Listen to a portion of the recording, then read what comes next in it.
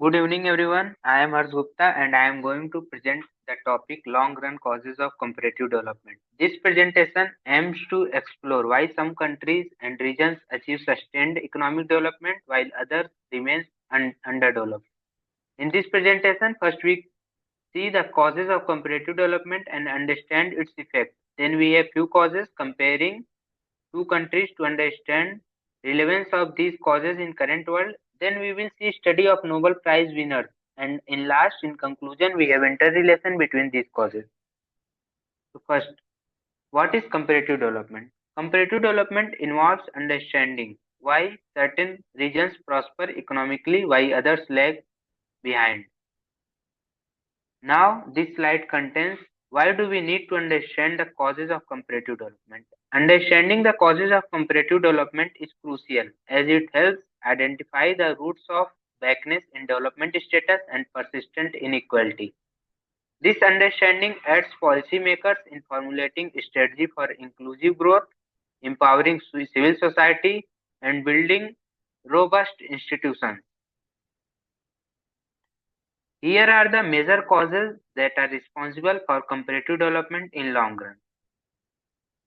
First one is colonialism, then physical geography, institution, types of colonialism, inequality, human capital attainment, labor abundance and production, quality of public goods in that country, well functioning markets, and effective civil society. Now we understand how each one of them affect development status. So first one is colonialism. Colonial powers focused on extracting resources like minerals, crops, and raw materials from their colonies, shaping their economies around exports rather than local industrial growth. This exploitation created economies heavily reliant on raw material exports with little room for diversification. The institutions set up during colonial rule were designed to benefit the colonizers, often prioritizing extraction over governance, leaving colonies with weak and ineffective system post-independence. Additionally, colonial policies stabilized rigid social hierarchies and unequal land ownership, creating deep inequalities that persisted long after independence and continue to impact development today. Next, we have geography.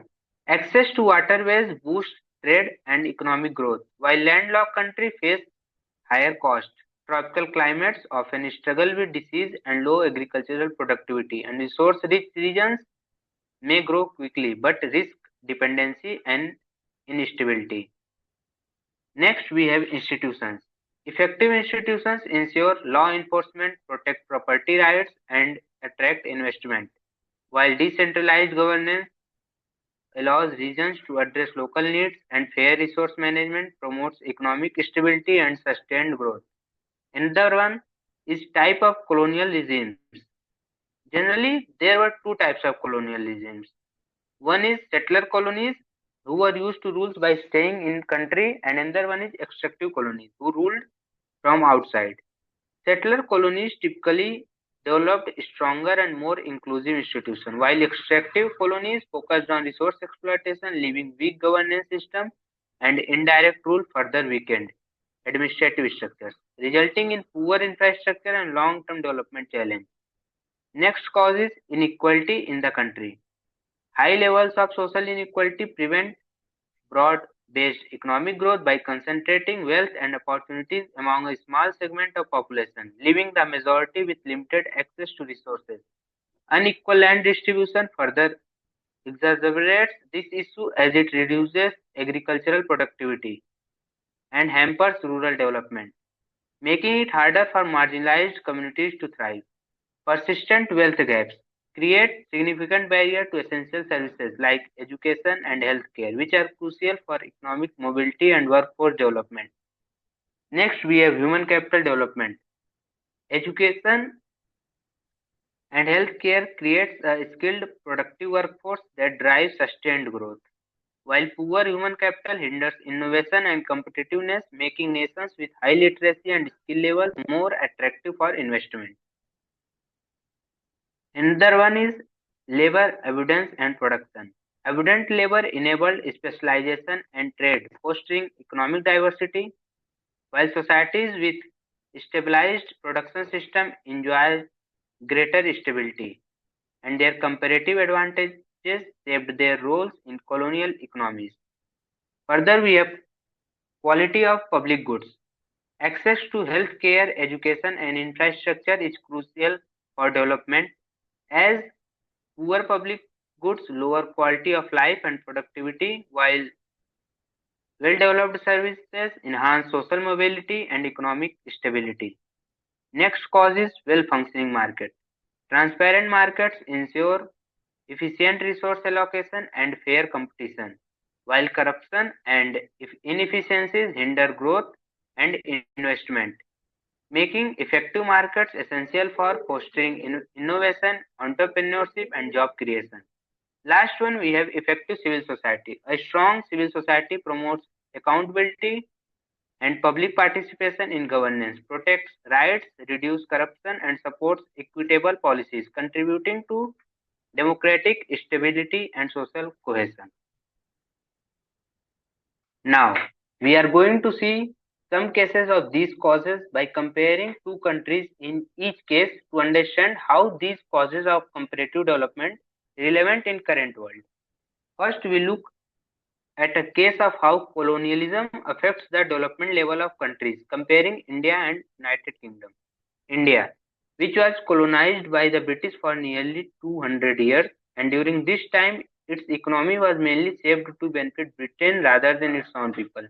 The British extracted resources from India, especially focusing on cash crops for export and raw materials, while suppressing local industries, particularly textiles. This led to India's economy being mainly agricultural, with very little industrial development or infrastructure to support it.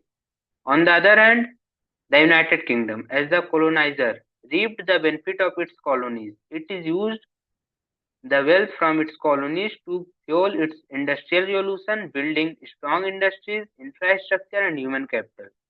This investment allowed the UK to sustain economic growth and become a global economic power.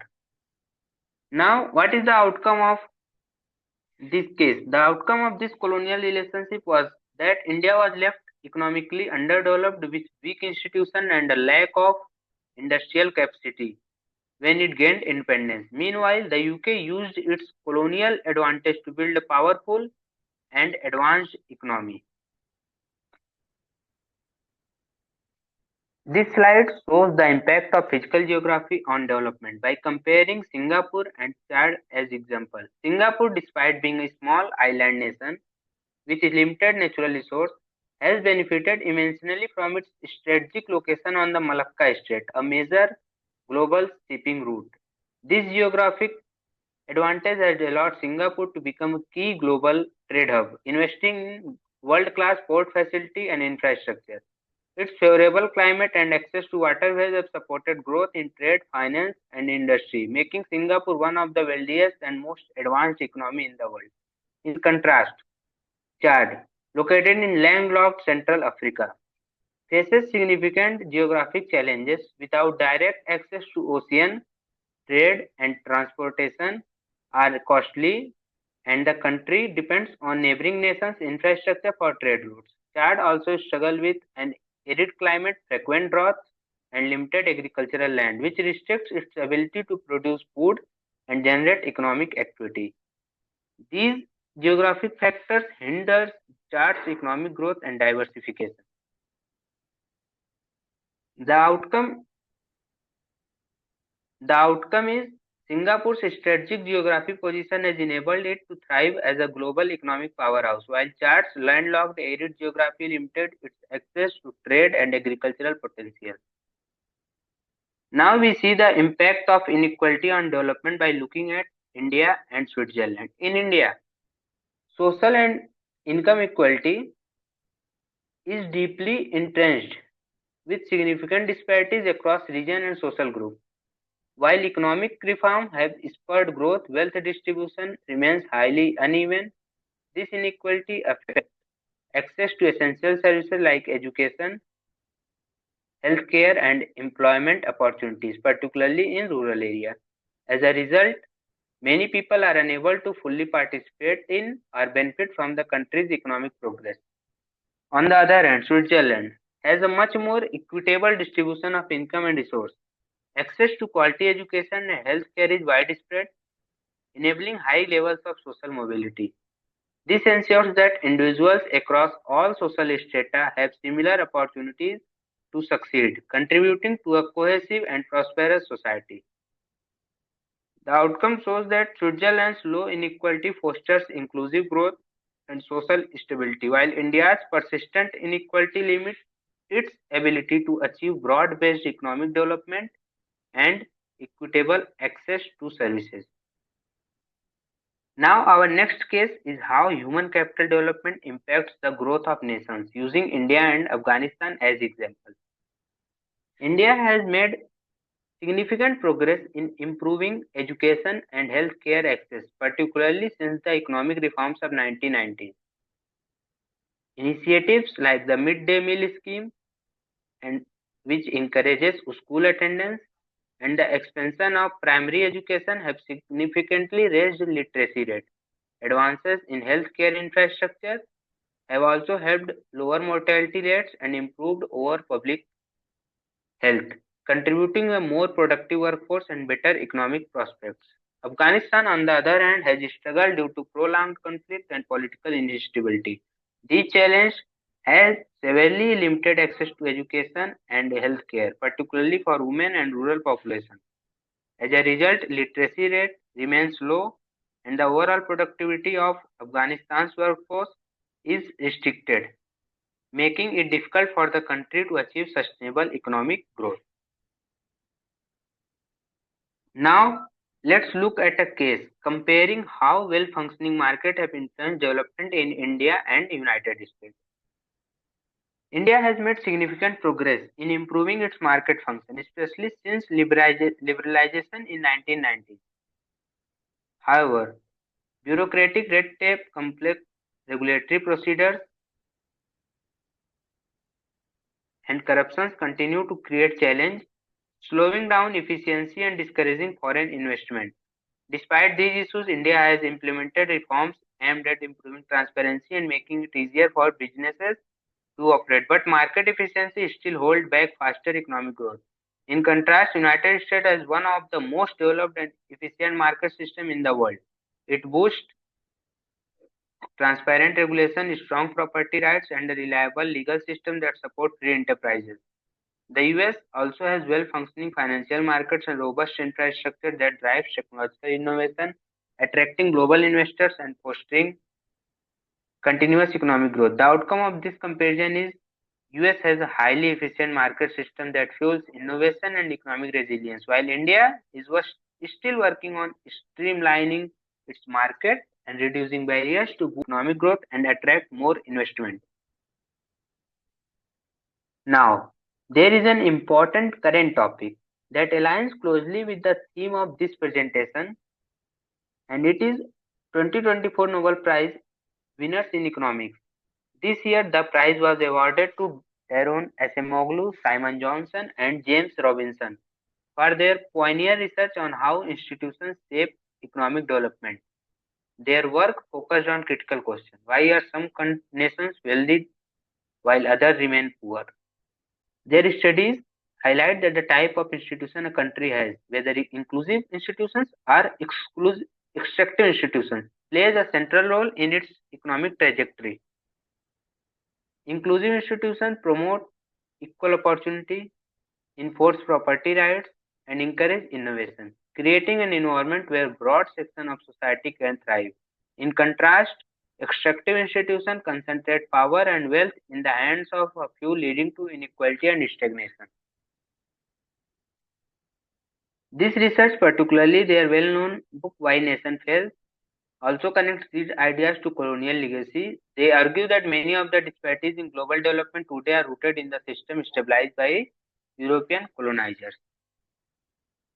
In last, concluding my presentation, I want to present this diagram showing interrelation between causes of comparative development.